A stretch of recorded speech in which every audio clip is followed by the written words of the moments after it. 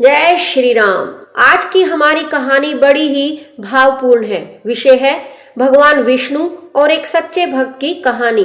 एक गांव में भोला नाम का एक गरीब ब्राह्मण रहता था। उसे शास्त्रों का बहुत ज्ञान था। उसके पास गांव का कोई व्यक्ति कुछ पूछने आता था तो वह उसकी परेशानी का उपाय बता देता था। एक दिन उसकी पत्नी सुधा ने कहा, सुनो जी, आप जो सबको उपाय बताते रहते हो, ये सब लोगों को मूर्ख बनाते हो या इस सब में कोई सच्चाई भी है?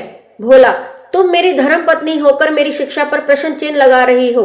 मेरी बात कभी झूठी नहीं होती। सुधा, तो फिर अपने लिए कोई उपाय क्यों नहीं करते? तुम्हें दिखाई नहीं दे रहा हम कितने गरीब हैं? भोला, अमीरी गरीबी की माया तो मेरे श्री हरि जाने, लेकिन एक बात है, उन्होंने आज तक हमें भूखा सोने नहीं दिया। सुधा, एक दिन ऐसा भी आएगा, गांव में आपको कोई नहीं पूछेगा, तब भूखा ही सोना पड़ेगा। इसी तरह भोला भगवान विष्णु की भक्ति में लीन रहकर गुजर बसर कर रहा था। तभी एक दिन उसके पास एक सेठ जी आए। उन्होंने कहा, भोला, मेरे पास बहुत पैसा है, लेकिन सुख भोगने के लिए संतान नहीं है। मेरा क्या कसूर है जो मुझे संतान का सुख प्राप्त नहीं हो रहा है? सेठ जी, आपके पिछले जन्म के कर्मों के कारण आपके घर में संतान नहीं है। पिछले जन्म में आप एक शिकारी थे। आपने एक चिड़िया को मार दिया था।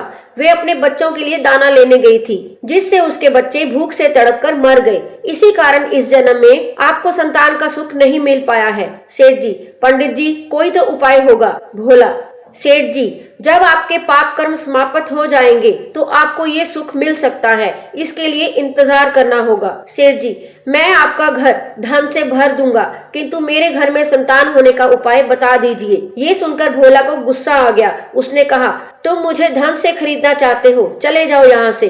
उसके जाने के बाद सुधा ने कहा, जब वह सेठ धन देने को तैयार था तो तुम्हें क्या हो गया था? उसे उल्टा सीधा कुछ भी उपाय बता देते।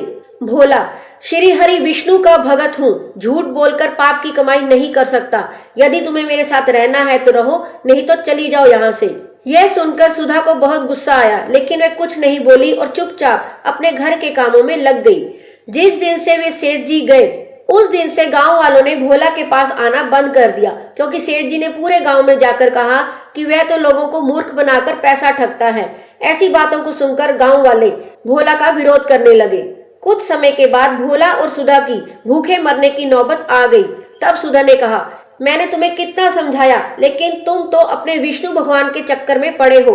अब जब हम जिंदा ही नहीं रहेंगे तो भगवान जी की पूजा कैसे करोगे?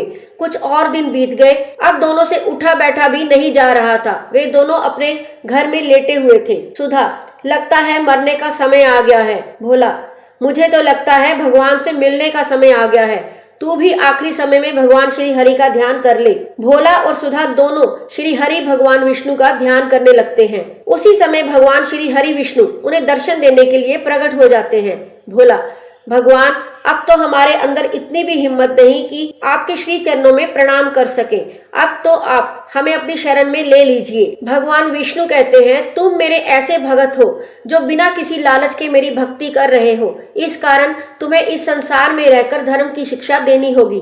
तभी भगवान विष्णु की कृपा से भोला और सुधा दोनों पूर्ण रूप से ठीक हो जाते हैं। दोनों को भगवान विष्णु आशीर्वाद देते हैं, मेरी कृपा से तुम्हें अन्न धन की कभी कमी नहीं होगी। आज से तुम्हारा कर्म केवल मेरी भक्ति करना है। ऐसा कहकर भगवान श्री हरि अंतर्ध्यान हो गए। इस कहानी का भाव यह है कि अपने काम को सदा पूर्ण निष्ठा और ईमानदारी से करें। धन के लालच में पाप कर्म और मिथ्या वचन ना कहें और हर अवस्था में प्रसन्न रहें। जय श्री राम।